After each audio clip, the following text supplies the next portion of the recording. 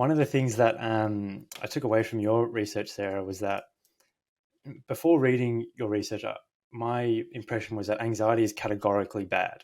But upon reading your research, it appears that that's very much not the case. So can you perhaps tell us a little bit about why it's more nuanced than that? Yeah, absolutely. And that's really sort of what I'm very interested in as a researcher. And it very much came from my own experiences playing sport. And I noticed that sometimes I would experience what I considered anxiety and not play so well. And other times I'd experience anxiety, but maybe perform actually better than I would at training. And through talking to other people, this was like years and years ago, finding out that they experienced similar things and then looking more depth at the research. But actually, when you look at elite athletes when they talk, often there's signals there that suggest that anxiety doesn't have to necessarily be a bad thing and can be a good thing. And it's this idea that stress and anxiety were, from an evolutionary point of view, designed to help us perform.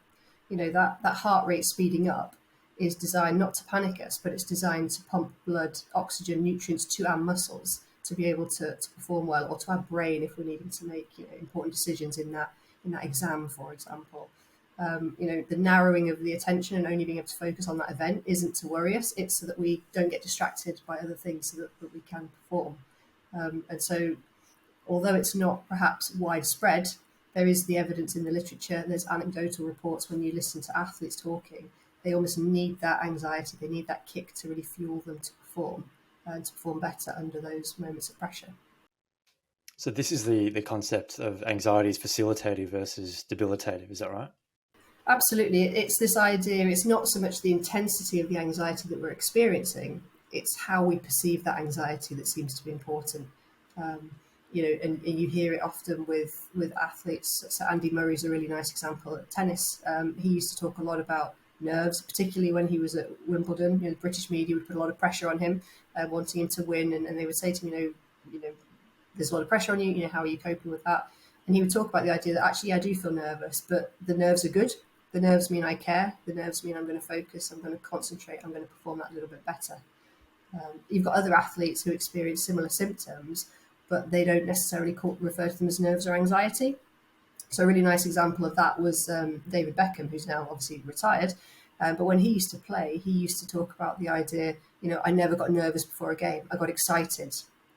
But often the feelings of excitement that he was experiencing and that he would describe are very similar to the experiences or the symptoms that somebody else would think is anxiety and is a negative thing.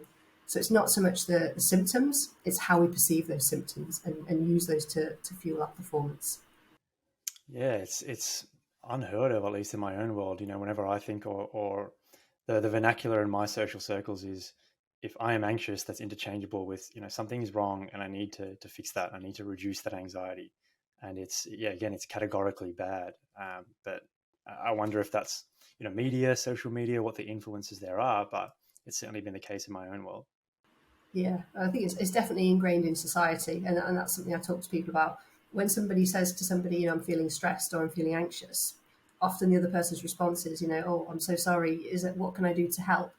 And you're right. It's just ingrained in society that stress is bad, anxiety is bad, but actually the evidence there to show us the complete opposite.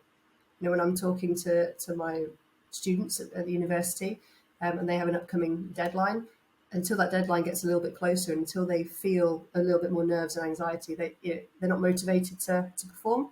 So that in itself, I talk to them and say, you need that anxiety. You need a little bit of stress, a little bit of anxiety to motivate you, to drive you, to make sure that you focus.